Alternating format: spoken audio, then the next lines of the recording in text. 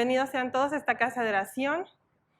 Es un gusto estar otra vez aquí con todos y cada uno de ustedes, como familia, como pueblo del Señor, como iglesia, reunidos en este inicio de lo que será el Shabbat, de una santa convocación en la cual el Padre nos está llamando a reposar, a sentarnos para escuchar su voz, para escuchar su palabra que tiene para nosotros el día de hoy. Y sabemos perfectamente que la palabra es útil para enseñar, para redarguir, para corregir, para instruir. Es útil para todo y en cada una de las áreas de nuestra vida es indispensable que la tomemos en cuenta. Antes de iniciar, quisiera leer el capítulo 33 de Ezequiel, los primeros versos. Dice así lo siguiente: Vino a mí palabra de Yahweh, diciendo: Hijo de hombre, habla a los hijos de tu pueblo y diles: cuando yo traiga la espada sobre la tierra, si el pueblo de la tierra escoge a un hombre de entre ellos y lo pone por atalaya, y él, divisando la espada que avanza sobre la tierra, da la alarma al pueblo a toque de trompeta, cualquiera que al oír el toque de la trompeta no se aperciba, será responsable de su propia sangre, cuando la espada llegue y lo traspase. El sonido de la trompeta oyó, pero no se apercibió. Su sangre recaerá sobre él mismo. En tanto que si se hubiera apercibido, habría librado su vida. Pero si el atalaya divisa la espada que avanza y no toca la trompeta, y el pueblo no se apercibe, y llega la espada y traspasa a alguno de ellos, este será tomado por causa de su pecado, pero yo demandaré su sangre de mano del atalaya. Acompáñenme a orar, por favor. Bendito seas tú, Yahweh Sebaot, bendito seas, Señor, Rey del universo. Aquí vengo, Señor, delante de tu presencia, presentando mis miembros, mi cuerpo, todo lo que soy, Señor, todo lo que tú haces en mí, Señor. Lo pongo a disposición, Señor, mi mente, mi boca, mi cuerpo entero, para que hagas conforme a tu voluntad, Señor. Y sea tu palabra, Señor, la que traiga a nuestro interior el refrigerio que requiere nuestra alma, Señor. Bendito sea, Señor, por la oportunidad que das de hablar y de estar atentos, Señor, al sonido de tu trompeta, a tu palabra. Bendito sea, Señor, porque aún estamos en ese tiempo en el que podemos escucharla y podemos bajar la mirada, bajar nuestra cabeza, Señor, y sujetarnos a tu voluntad y hacer cambios y transformaciones en nuestra vida, Señor, ajustes, toma de decisión, Señor, para lo que necesitemos, Señor, remediar en nuestro diario caminar. Señor, yo te ruego que como levantabas tu siervo, Señor, con el poder y la autoridad que da tu palabra, Señor, a través de tu Santo Espíritu, te manifiestes a tu iglesia, Señor, a tu pueblo, a tu iglesia que está aún durmiendo, Señor, para que la levantes, Señor, con el poder que solamente tú puedes dar, Señor. Así como le dijiste al profeta Ezequiel: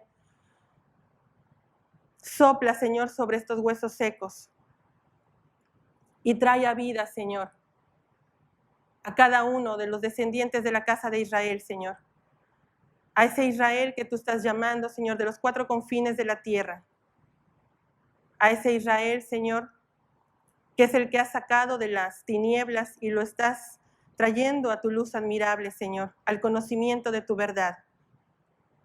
Bendito seas, Señor, por el sacrificio único y perfecto de tu Hijo amado, Yeshua, Jesús el Cristo. Bendito seas por su sangre derramada. Bendito seas, Señor, por haber expiado el pecado de la humanidad, haciendo juicio en él, para traer la redención y la restauración de todas las cosas. Señor, también te pido, Señor, que nuestra mente esté dispuesta, que nuestra mente sea como una página en la cual tú quieres escribir y hables a nuestro corazón, Señor.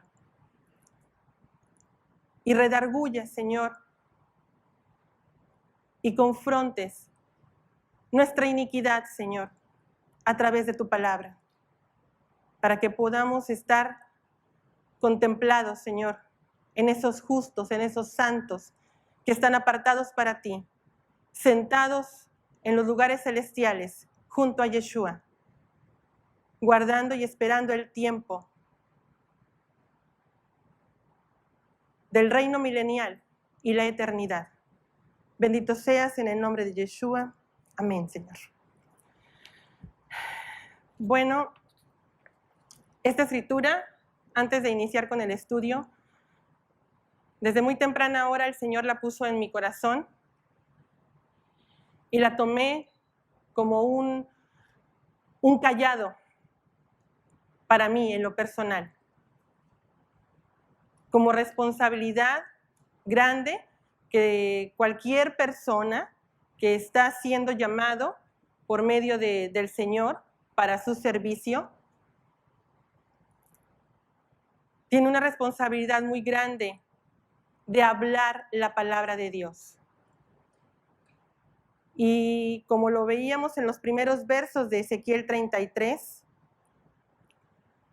el Señor es claro, cuando algo muestra, hay que hablarlo. Porque si vemos venir el peligro que el Señor está manifestando, ¿el peligro para qué? No solamente el peligro que puede acabar o exterminar con la vida de un ser humano, sino el peligro de que esa persona pudo haber escuchado la verdad, la palabra de Dios, y se pudo haber arrepentido de sus pecados y haber librado su alma de la muerte eterna, y simplemente porque el atalaya no cumplió con lo encomendado de parte de Dios, no se apercibió. Hemos visto a lo largo de estos últimos días, meses, el último trimestre del año pasado y lo que va de este año, cambios constantes en el clima. Y era una pregunta que circulaba en mi mente, que le hacía yo al Señor.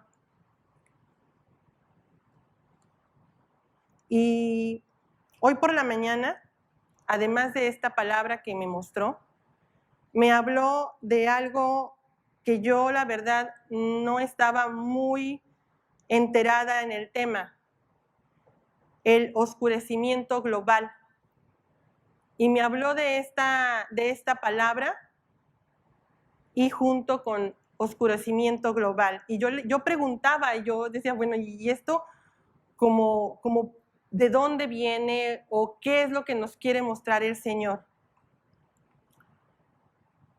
Me he dado a la tarea de estar investigando cada uno de los sucesos que han estado ocurriendo, no solamente en los últimos meses, sino a partir del 2010. A partir del 2010 han estado sucediendo en varias partes del mundo los azotes que veíamos en la semana pasada y en la antepasada sobre la parashá que nos mencionaba el Éxodo, y los azotes o plagas que mostró el Señor para sacar de esclavitud al pueblo hebreo, y de cómo el pueblo hebreo antes de su salida se encontraba en Gosén y ahí no tocaba ninguno de estos azotes. Estamos familiarizándonos un poquito con cada uno de ellos y ubicándolos en la historia, y encontramos que en varios puntos del mundo se han registrado a partir del 2010 a la fecha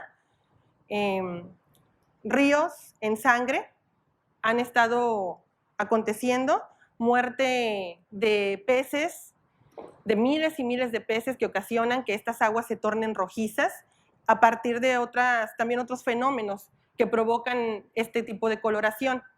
Pero también hemos estado detectando que ha habido también una manifestación de por ejemplo, plaga de moscas, plaga de ranas, de langostas también, y granizo muy recurrente, donde este granizo va en aumento el tamaño de su volumen y peso.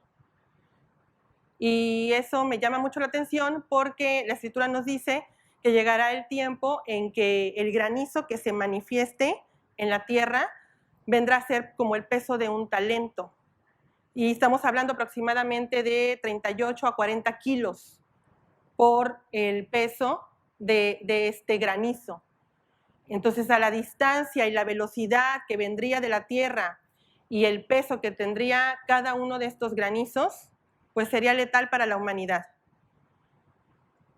Pero me llamó mucho la atención esto del oscurecimiento global, donde científicos japoneses han estado dándose a la tarea de estar checando el comportamiento del Sol y los efectos que causa en la Tierra.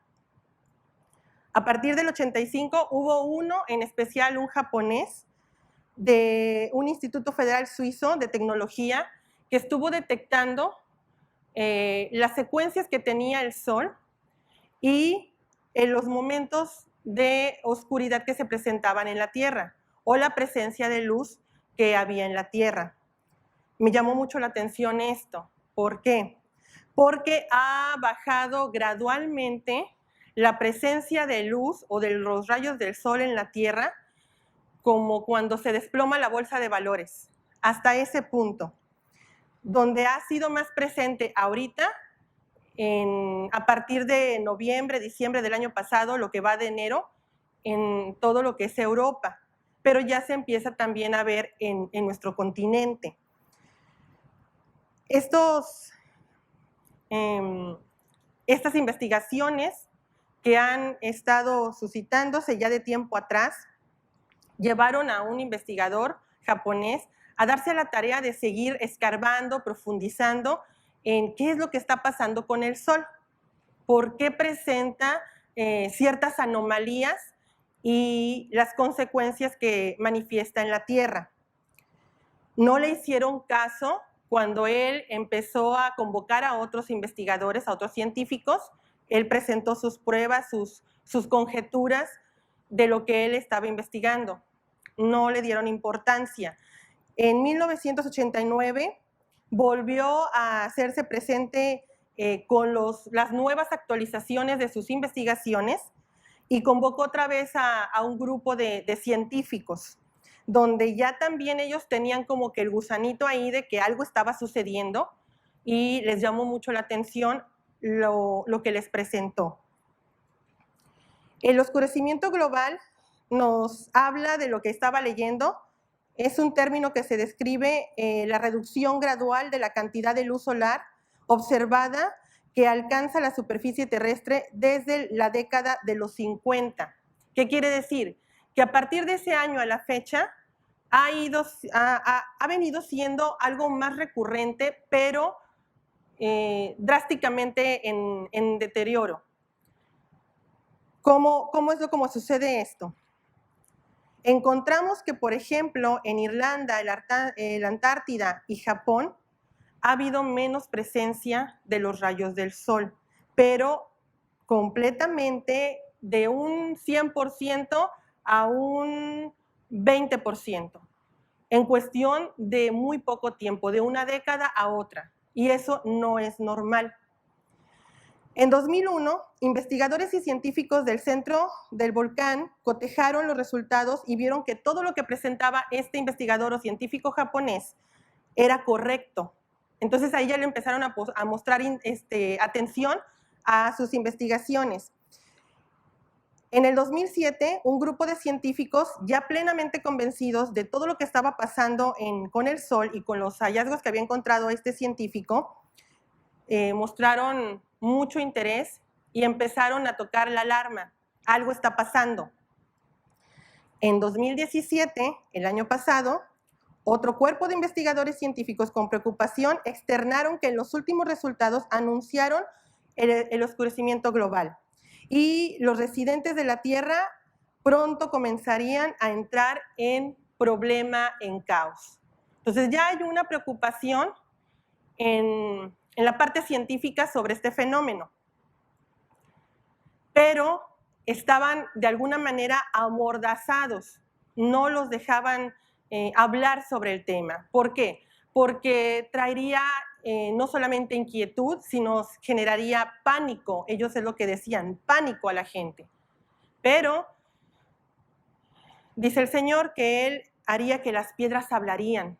La parte dura, la parte científica, son esas piedras que el Señor está mostrándoles a través de la ciencia, confrontándoles y afirmándoles que las cosas que están ya predichas en su palabra están pronto a alcanzar a la humanidad.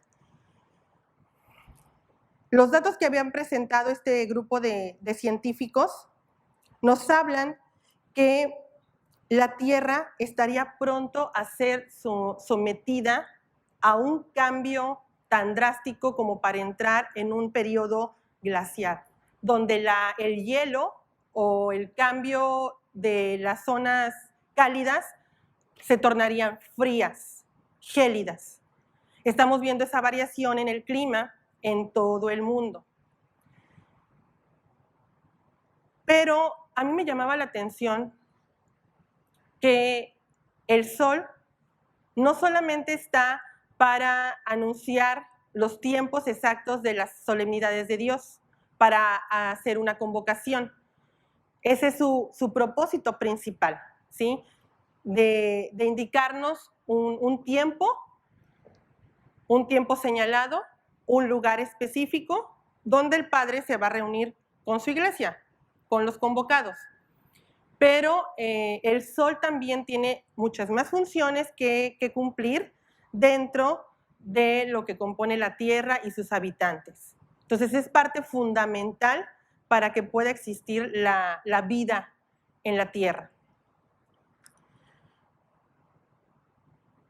Hay registros de un dato muy importante. Ya cuando había logrado este grupo de científicos que se pusieron ya de acuerdo y empezaron a querer tomar cartas en el asunto, buscaron a una persona con un canal que pudiera difundir sus hallazgos. El canal que transmitía el clima, y a la parte que fue el fundador de este canal, John Coleman, el fundador de este canal, lo buscaron para mostrarle los hallazgos y hablar con él, y quedó convencido y llegaron a un acuerdo para empezar a difundir todo lo que estos científicos estaban encontrando, porque era importante que la gente supiera en qué condiciones se encuentra la Tierra y qué es lo que está pasando con el Sol y sus efectos en la Tierra. Pero ¿qué creen? Cuando ya habían acordado todo para empezar a trabajar en ese proyecto, el señor Coleman, el día 20 de enero de este año, fallece. Entonces ahí queda en stand-by la situación, y es curioso, ¿no? Justo cuando ya habían llegado a un acuerdo para que empezara a hablar del tema a través de su canal, el señor fallece.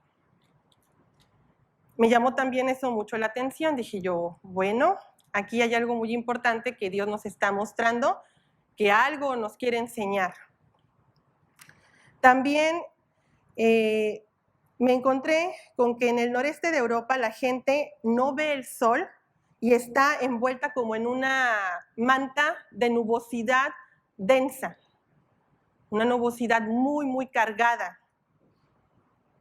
En la tarde comentaba a Marco que un día la primera vez que él viajó a México en avión, dice, abajo estaba completamente nublado y arriba estaba como que sales de esa capa de nubosidad densa, de oscuridad o de neblina, y arriba está transparente, limpio el panorama y soleado, como un poquito más puro.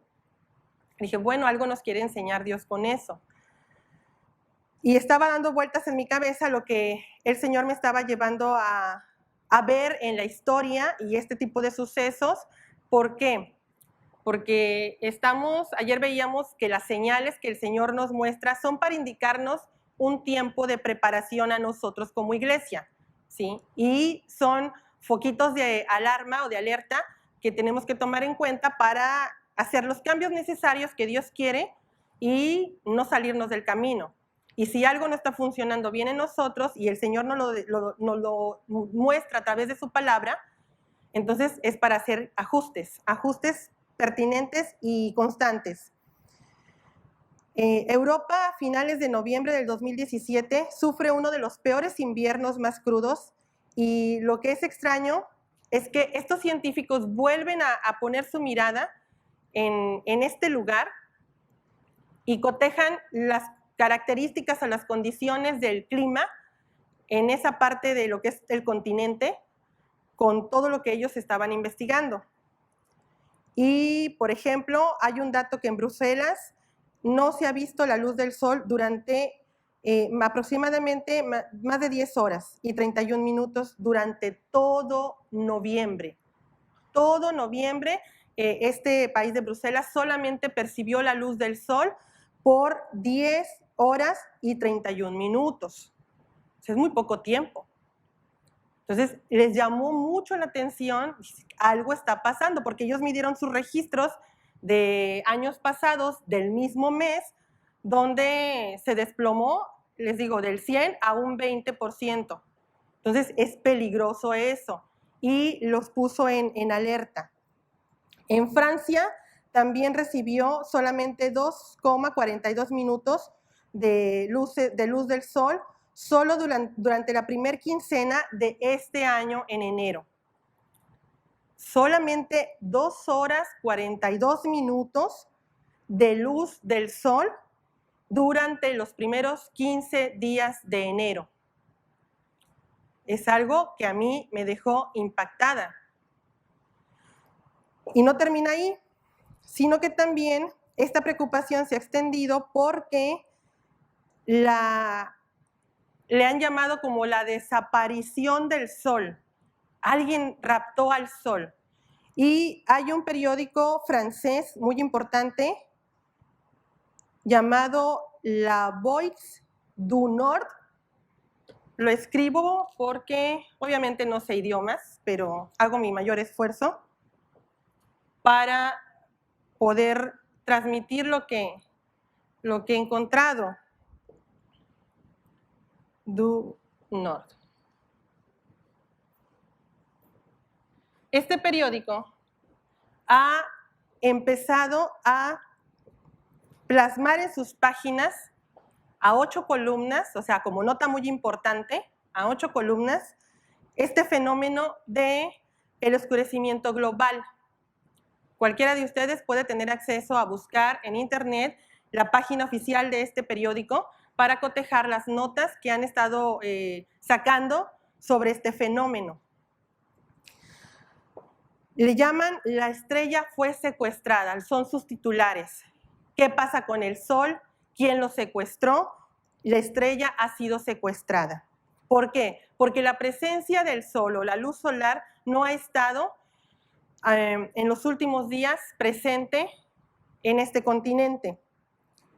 Ahora, también hay un instituto meteorológico en Bélgica que declaró que noviembre de 2017 fue el mes más oscuro que se registró desde 1887. 1887 ya había sucedido este fenómeno, pero no tan crudo como está presentándose en estos días. En ese año ya había un movimiento de científicos que también estaba atento a estas manifestaciones del sol y empezaron a trabajar en el tema, en todo lo que estaban observando. También en Francia hubo, en diciembre de 2017, solo 22 horas de luz, cuando el registro solar es de 61,4 horas de luz durante el mes de diciembre. Entonces, disminuyó de 61 a 22 horas. Como ven, sí es bastante, sí es una cantidad considerable.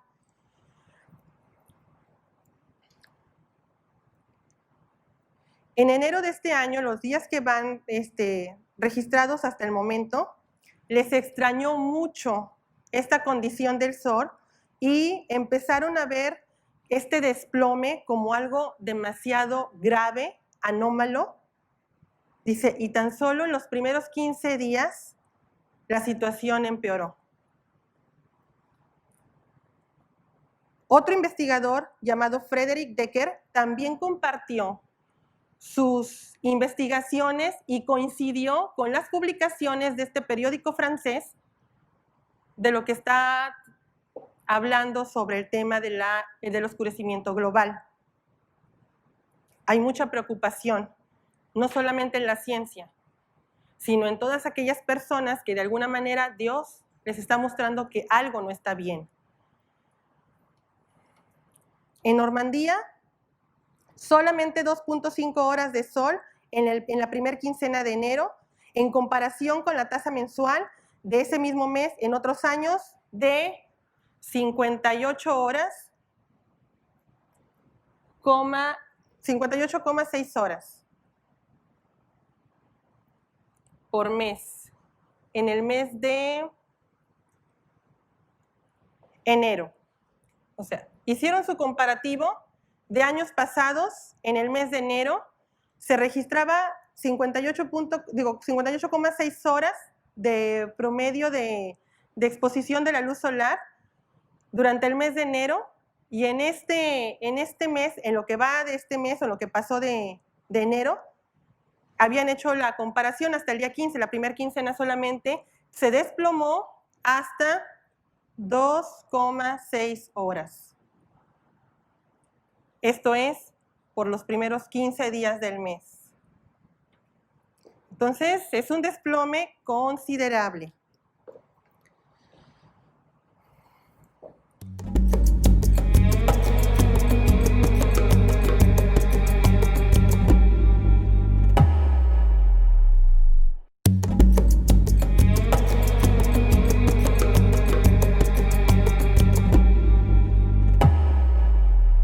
En París también es otro de los que también registró lo mismo, de una exposición de 10 horas de sol que ha tenido en estos últimos días. La tasa promedio en el mes de enero también es de 62 horas, 62,5 horas por mes, y está hablando también de enero. Y este también cayó a 10. En la exposición de los rayos del sol. Y así nos seguimos por más y más países que están pasando por la misma condición. Burdeos, Marsella, donde también de una exposición de 96 horas o 92 horas cae a 10 horas o a 20 horas. Entonces, ¿a qué vamos con esto? Están preocupados por la salud de los habitantes. ¿Por qué? Porque empieza a haber falta de energía en las personas, empieza a haber deseos de dormir, de consumir mucho azúcar y grasa, pero sobre todo, algo que les detonó a ellos la preocupación es que subió el índice de consultas psiquiátricas. Mucho subió. Y es peligroso. Entonces, ellos les llamó mucho la atención todo esto. Moscú es otro de los que también presenta que en solo diciembre tuvo 6 minutos de luz solar. Solamente 6 minutos de luz solar se presentaron en Moscú, rompiendo el récord mínimo que tenía durante un mes de diciembre de 3 horas. De 3 horas cayó a 6 minutos. Entonces, todo esto me empezó a mí llamar mucho la atención con la escritura que el Señor me muestra de Ezequiel 33 y también de Ezequiel 3, donde habla el Señor y dice, bueno, lo que estoy mostrando, háblenlo porque es necesario que el pueblo sepa lo que está sucediendo, con qué fin o con qué propósito. Estar preparados para lo que está por venir. Y quisiera que me acompañaran al libro de Ezequiel en el capítulo 14. En el capítulo 14, a partir del verso...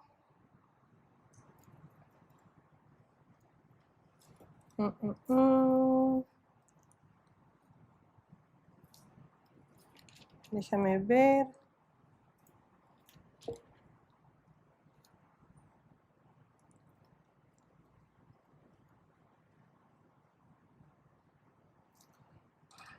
A partir del verso 12.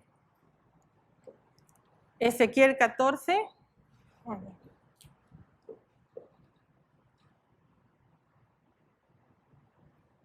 A partir del verso 12 en adelante. Hasta el 23 llega. Y dirán ustedes, ¿qué tiene que ver esta escritura? Tiene mucho que ver. Porque esta escritura nos habla de 4 juicios que estarían presentes en la humanidad, indicando los tiempos finales. ¿Cuáles son esos 4 juicios? Habla de bestias feroces, habla de espada, habla de hambruna y pestilencia. Son 4 juicios que el Señor le habló a Ezequiel que estarían presentes en la humanidad, indicando el tiempo de la restauración, ya pronto a llegar. Dice la escritura, vino a mí palabra de Yahweh diciendo, hijo de hombre, cuando una tierra peque contra mí rebelándose pérfidamente, y yo extienda mi mano sobre ella y le quebrante el sustento del pan, y envíe en ella hambre, y corte de ella a hombres y bestias, si en ella hubiere estos 3 varones, Noé, Daniel y Job, ellos, por su justicia, librarían únicamente sus propias almas, dice Adonai Yahweh. Y si resuelto bestias feroces por la tierra, y la asolan y llegan a quedar desolada, de modo de que no haya quien pueda pasar a causa de las fieras, y estos 3 varones estuvieren en medio de ella, vivo yo, dice Adonai Yahweh, no podrían librar ni a sus hijos ni a sus hijas.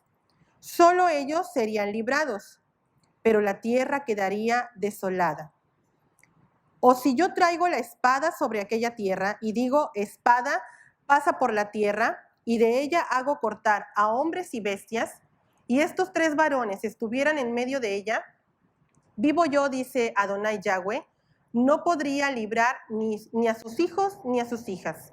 Solo ellos serían librados. O si envío peste sobre esta tierra y derramo mi ira sobre ella en sangre, para cortar de ella hombres y bestias, y estuvieran en medio de ella Noé, Daniel y Job, vivo yo, dice Adonai Yahweh, no podrían librar ni a su hijo ni a su hija. Solo ellos, por su justicia, podrían librar sus propias almas. Por lo cual, así dice Adonai Yahweh, cuanto más cuando yo envíe contra Jerusalén mis 4 juicios terribles, la espada, el hambre, las bestias feroces y la peste, para cortar de ella a hombres y bestias. Pero será dejado un remanente de ellos e hijos e hijas que salgan y vengan a vosotros, y entonces, al ver su conducta y sus malas obras, entenderéis aliviados la calamidad que mandé sobre Jerusalén. De todo lo que mande sobre ella, sí, que os aliviarán. Cuando veáis su conducta y sus malas obras, entenderéis que no sin razón hice lo que hice en ella, dice Adonai Yahweh. Entonces, estos 4 juicios, espada nos habla de violencia, de guerras, la hambruna nos habla de la escasez de alimento, La pestilencia nos habla de enfermedades y las bestias feroces nos hablan de ¿qué creen? Del clima, de todo lo que tiene que ver con la naturaleza, y en esto se engloba no solamente lo que estamos conociendo y repitiendo constantemente sobre el cambio climático, sino que también abarca los terremotos, los tsunamis, los que, perdón, ciclones, sí, los ciclones, pero también abarca huracanes, tornados, ¿qué más? Terremotos, sí, los volcanes, así es, los volcanes, un poco ya familiarizados con la falla de San Andrés y el cinturón de fuego también. Entonces, últimamente hemos estado viendo en las noticias que se levantan este tipo de fenómenos y tocan, si son terremotos, ¿sí? Tocan o falla de San Andrés o también nos lleva a lo que es el cinturón de fuego. ¿Hay algo muy importante ahí que el Señor nos está hablando? Sí. Nos está diciendo los juicios de Adonai ya están sobre la tierra, en los moradores. ¿Para qué? Dice el Señor, para que nos volvamos a Él. Pero no nos podemos volver a Él si no nos vemos realmente como estamos. ¿Sí? Lo curioso es que la Escritura menciona que si estuvieran en ese tiempo 3 siervos de Él que fueron grandes en sus manos, como Daniel, como Job y como Noé, dice el Señor que solamente ellos librarían sus vidas, ni siquiera su descendencia. Y eso me llama a mí la atención porque en el tiempo de Noé, entró al arca Noé y su casa. Entonces el Señor encontró gracia, pero también presentó como justo a Noé. Y por esas cualidades que el Señor desarrolló en Noé, entró también su casa. Pero el Señor dice, lo hice antes. Pero llegará el momento, como también lo menciona y se lo mostró el profeta Jeremías, dice que cada alma, cada persona tendrá que lidiar con su pecado. Dice, entonces, si yo peco, pues yo soy responsable de esas consecuencias que me han alcanzado y por lo tanto tengo que buscar en humildad al Señor para que me perdone. ¿Sí? La escritura de Jeremías 31 lo habla.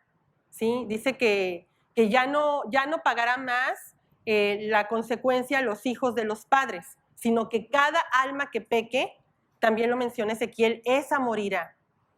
Y de eso nos vuelve a hablar aquí en Ezequiel 14, donde el Señor nos está diciendo que si estuviera presente Daniel, Job y Noé en estos tiempos que nos está tocando vivir a nosotros como generación, ¿sí? Que quizás seamos la última generación, solo el Señor lo sabe, estamos siendo testigos de estas situaciones anómalas que están presentes en el sol, en la luna, en las estrellas, y sus consecuencias en la tierra.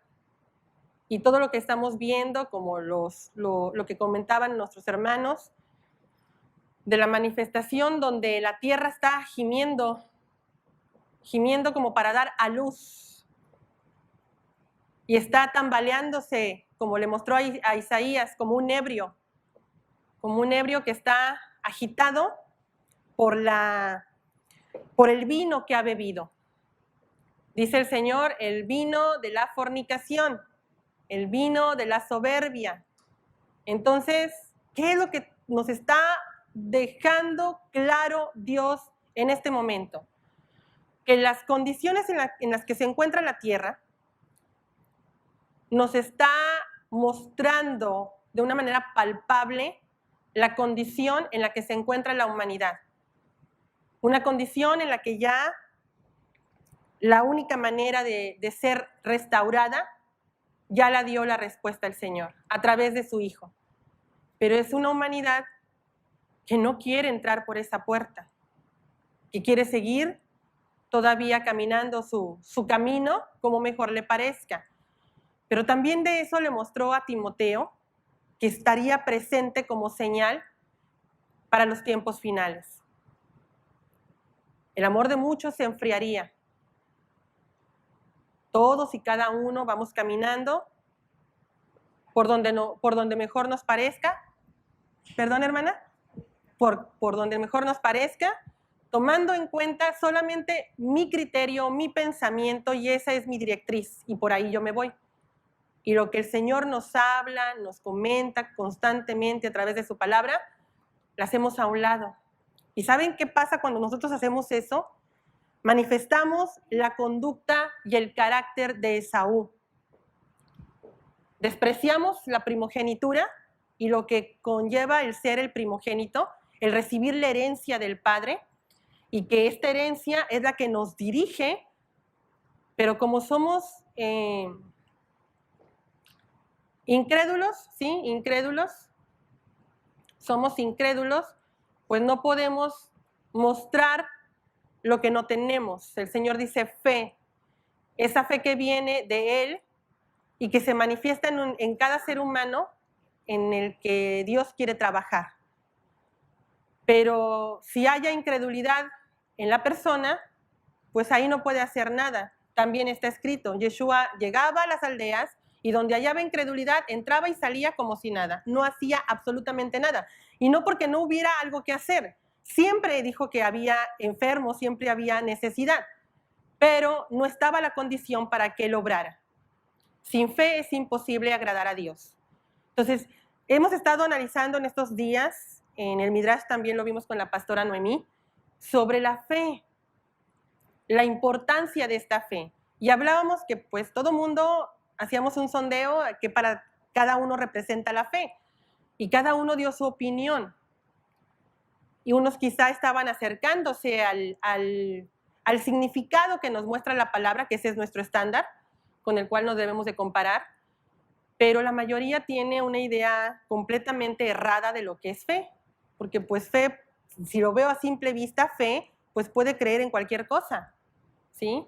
Pero esa no es la fe de la que habla la palabra. Menciona la escritura de Ezequiel 14 3 personajes: Noé, y los pone en ese orden: Noé, Daniel y Job.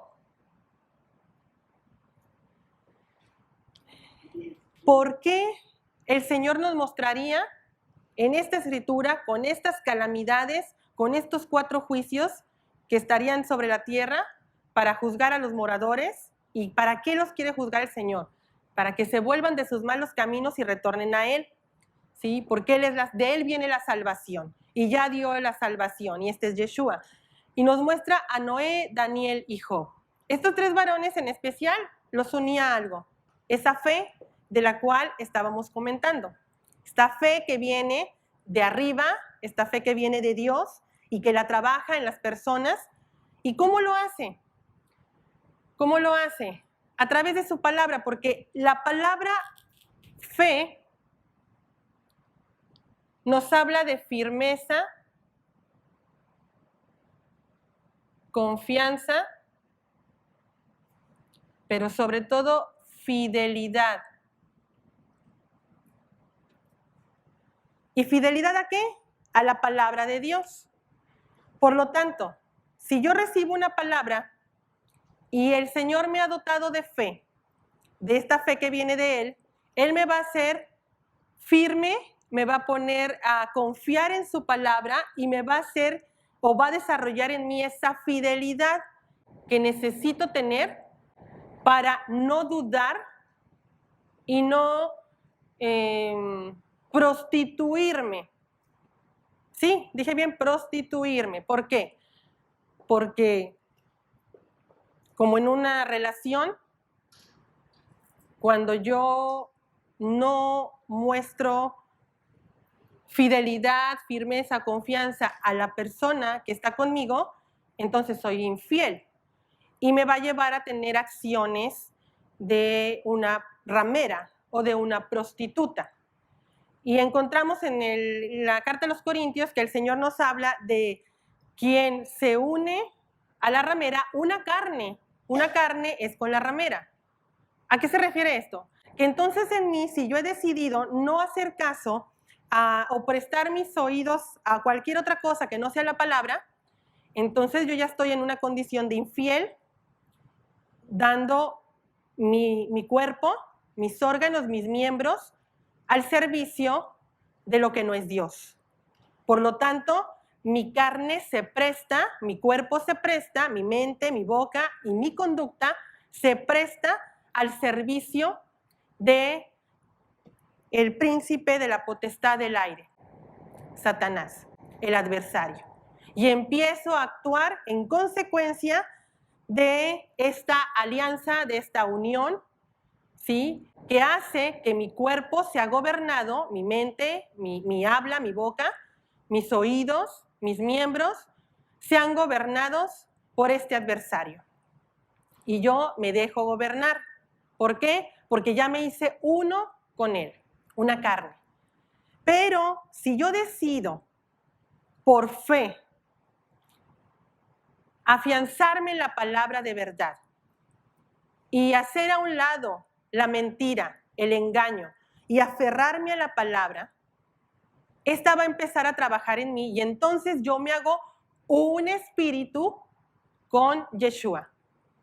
Un espíritu con Yeshua donde Él empieza a gobernar mi interior y toma control de mi mente, de mi boca y de mis actos, para que en mis obras del diario vivir se manifieste que yo estoy unido o ligado a Él.